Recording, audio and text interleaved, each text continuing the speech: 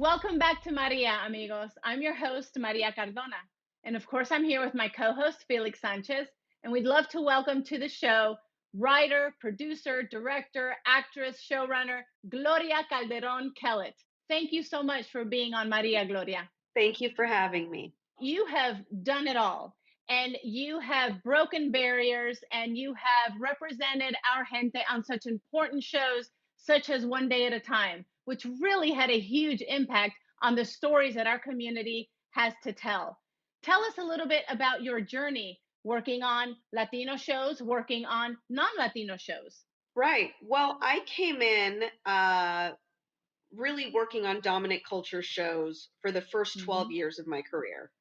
So I really realized that the power structure was that white people were telling us who we were. And that's why, as an actress, when I would go out for parts, it was always gangbangers and drug dealers. That was all the parts that were available to me. And then when I would get to go in and I had an opportunity, I wasn't Latina enough because there's one vision of Latinidad that Hollywood has. That's still really the case. So it's realizing that the storytellers are the power, I think. The who controls the story has the power. And once I made that connection, I realized that I needed to go there. I needed to be making the stories. I needed to be in the room where that happened. And so I started in dominant culture shows and I didn't know anyone in Hollywood. I'm a first generation American. My mom and dad came over from Cuba in 1962 with a suitcase, not speaking any English. So it was hustle and hard work and dedication, and education was always really ingrained in our upbringing. Anytime there was anything, they'd take an extra job so I could take a class. So I came from workers. I came from these incredibly strong and loving people that wanted me to have a voice because that's the whole reason they left Cuba. So I figured it out along the way, and I was in very white male spaces for a long time, and I figured out how to navigate through those spaces with eye on the prize. And eye on the prize was always to eventually be in power. And really, Norman Lear is who gave me the opportunity to sit at that table. And I remember the first season, a lot of questions would come up in production meetings or with executives, and people would ask Norman, or they would ask my wonderful partner and ally, Mike Royce, and they would always say, ask Gloria, ask Gloria. And then they stopped asking them for permission to just speak to me. Now they just ask me. So it was a long yeah, right. It was a long journey to that, but now they come to me and ask me. But there's still a lot of work to do. Felix and I have talked about this before. Largely, our representation in the media, even though it's getting better, is still very pale. We don't have a lot of indigenous faces. We don't have a lot of Afro-Latino faces. It's still we have work to do. We have work to do. But Gloria, you had such dogged determination about getting one more season for One Day at a Time. I don't know if you know this, but Maria and I were on the phone to the president of Sony Television trying to get the show over to El Rey, right, Maria? So, we were allies with you. We weren't necessarily talking very loudly about that, but, we did put our efforts in. What is so remarkable about you is your resilience. Can you talk about why it's important to be resilient in this industry? Well, because it's going to weigh heavy. It's heavy to be a woman and a person of color, a BIPOC. That's the new word I'm learning. I'm learning the BIPOC, the Black Indigenous POC. It's heavy because you're educating while you're working. So you have to do the work of the work and the work of educating people who did not grow up in your spaces.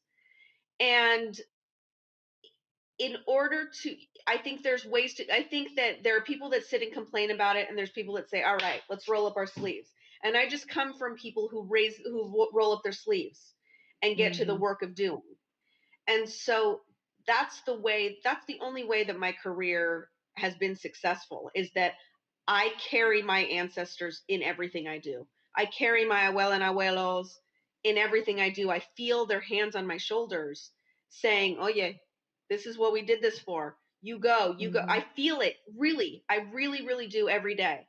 And so that is the strength I think that I carry with me, is far braver. Listen, the stuff they did was way braver than me trying to make stories in Hollywood. So don't feel too bad for me in mi casita. Just like this is a privileged space.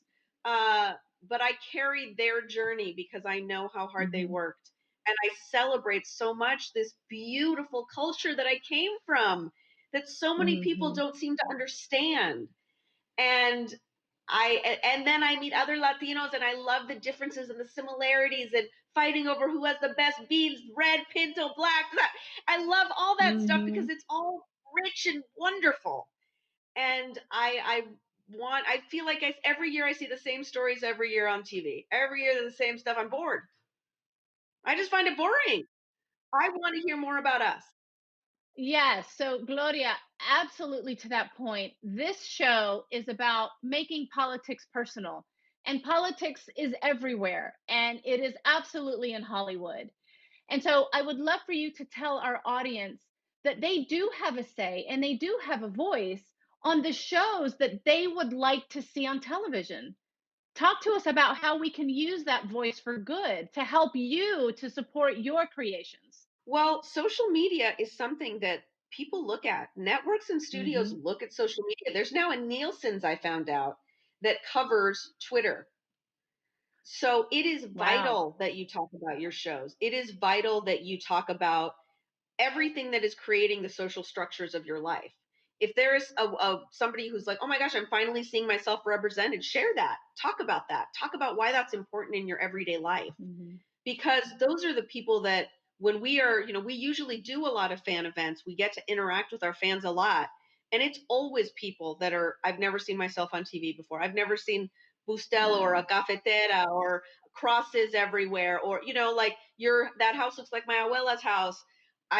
All of that is feeling seen, knowing that you're worthy, knowing that you're valuable, knowing that your contribution to this society is important. And if you are not existent in any of the media around you, that tells you something in the back of your head, that you don't matter, but you do. Are you sensing that the industry at the C-suite level is finally getting why it's good business to create Latino content, or do they just sort of say, give them a few shows here and there and get them off our back, but there's still not an acknowledgement that our content is rich, and people across the board want to see our content. Not just Latinos who are watching one day at a time, families who are watching one day at a time. Yes, we have a largely white audience on the show. I don't think it has gotten there. I don't think they have received that message fully yet. And I think the reason they haven't really grasped it fully is because they don't have skin in the game. We are often pitching to people that do not look like us or represent us. So that is a larger issue, is we need to create executive positions at companies. They need to be more selective in who they're hiring, because the tastemakers are not Latino. The vast majority. There are a couple of executives here and there that are buyers, but for the most part, the buyers are still dominant. And so maybe that story isn't that interesting to them, but they need to be thinking outside of their box. And in order to do that, they need to be bringing people in that can speak to those voices, and the voices that are very much out there. Thank you for that, Gloria. We're going to be back with more Gloria Calderón Kellett. No se me vayan. This is Maria. Welcome back to Maria. I'm your host, Maria Cardona. And of course, I'm here with my co-host, Felix Sanchez. And we are speaking with Gloria Calderón Kellett. She has been a trailblazer in Hollywood and in entertainment. And we're talking to her about the importance of Latino stories being told through the media, through entertainment, through television, through movies. Gloria, talk to us about the importance of having more Latina directors, such as what you've done, to continue to tell our stories, which are frankly the quintessential American stories? Well, I think that it's really, really important because there are still so few out there. We just need to be given opportunity. I think that there's a ton of talent out there. I mean, Felix and I talk about this a lot too, is the talent pool is there.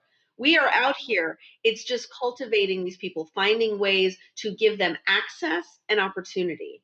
So it's something that's been very important to me in my own hiring. We always hire a new director every season on the show and give them a shot, and try to certainly do that with writers, so that there's nothing about us without us. That's really the mantra that we try to put forth. You know, Gloria, you talked about the importance of social media and having your voice heard, and you've acquired a major presence on Twitter. I love that part of your Twitter handle is Glorita. And you know, and everyone who reads you is, you know, like a Bible. You know, whatever you're saying, we listen to every. And you also had a series of a how-to series about how to get into the business. How has that worked out? Well, the first is it's really nice to have a place, because I understand that Twitter is largely can be a dumpster fire. And I have found it to be a very warm and loving place, which is rare. And I think it's because I'm very earnest with the fans about what happens behind the scenes. And I also host a lot of AMAs. I'll just hop on if I have 30 minutes here or there and say, what questions do you have, anyone starting out in the industry, that I can help with? And from doing this, and from, I used to do a lot of writers' coffees. I would try to do a coffee in the morning once a week, or talk to students on my drive into work. And then my schedule, because I'm also the mother of two small children, and running shows and directing shows, and this time was sucked away. And I saw that there were these master class series, and I was like, oh, that's so amazing. But so many people in our community cannot afford to buy the master class series. And I just hated the idea that education needed to be this shouldn't be privileged information. So I just went on Twitter and I said, if somebody will produce it, I will show up and give 2 days of my life and tell you everything I know on camera. And BuzzFeed and YouTube came in, and they both provided a space and a crew and cameras and everything so that we could shoot it. Everyone was working. No one was paid to do it. And they BuzzFeed cut it together and they put it out there, so that now if people are like, can you have coffee? I can say, I can't have coffee, but everything I would say in a coffee is in this YouTube series. It's 11 episodes.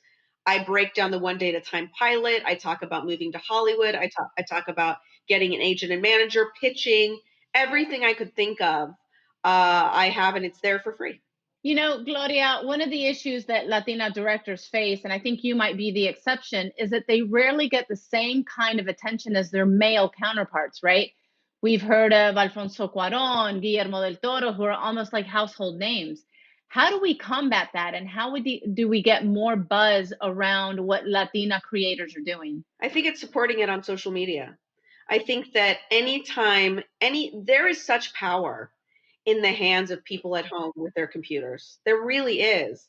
You can use that power for good. I know that it's easy to get mad and to just spew anger, but I would beg that people consider lifting up and shining light on creators and anything that you love and anything that you think is supportive of our community, because we need that. We need the salve of knowing that there is hope, and that there's important storytelling that's happening out there. And story is power. Story is political power. It is. I mean, I told this story before, but I'll very briefly tell you a story about Fabiana Rodriguez, who is an incredible artist and activist, and the president for cultural change right now. She does a series that talks about culture, social media, and culture creation in television and film, and how it affects policy. And she talks specifically about Ellen coming out, Will and Grace being on television, and how that led to marriage equality, and how it takes about 10 years for it to really filter in, once you see it on TV, for you to process it, and for that to then trickle through culture, and then in Washington 10 years later something will be done about it. And I was so moved by seeing her presentation, and I went home and I thought about my parents and their journey to come to this country because they were Cuban, they were welcome here. And I thought, okay, they came in 62. What was happening on TV in 1952? Oh, the number one show in America was I Love Lucy, where there was a Cuban American in everybody's home who was funny and hardworking and lovely. So 10 years later, when these Cuban children needed a place, a sanctuary, it was like, oh my gosh, Ricky Ricardo's? Yeah, let them in, right? How much that permeated. And look, where there's still people that were hateful, of course, but for the most part, they were given asylum because the story around Cubans was a different story. So I am here largely because Ricky Ricardo was on TV. I love that, Gloria. That is a connection that not very many people have made, but it is absolutely right. Image works, and sometimes it doesn't work. And when most of our images, most of Latino images are of gangbangers or drug lords or maids or prostitutes, well, that allows our elected officials to denigrate us and to right disrespect us very easily. It supports the story. That's right. It supports the story that we're scary, as opposed to the story that we're loving and hardworking and family and Christian and right. Like it's so for me, one day at a time was that, because I would always say whenever my brother is very dark, and so I also understood what it was to be a fair skinned Latina early on, because I'd go into the world with my brother and things were different, right? And I realized, like, oh, if I could just invite people to my living room and they could sit with my family, I could change so many people's hearts and minds. And that's what a sitcom is. A sitcom is, welcome to my living room. We're going to talk. This hardworking immigrant family is going to talk about stuff, and you're going to feel like we're hugging you, and your heart hopefully will be shifted by the end of this half hour. So what are you thinking of next? Well, I just started my new Amazon deal. They've been so incredibly supportive. And I just pitched them 2 things and they said, we love them, go. So I'm already starting my development process, which is really exciting. So hopefully I will be writing and working on these new shows so that they will be in the world sometime in 2021, I hope. That is terrific, Gloria. Thank you so much for sharing your story. We need more Latina creators and storytellers like you. Thank you so much for being on Maria. Thank you, Maria. Thank you, Felix. When we come back, we will have actor Gabriel Luna. No se me vayan. This is Maria.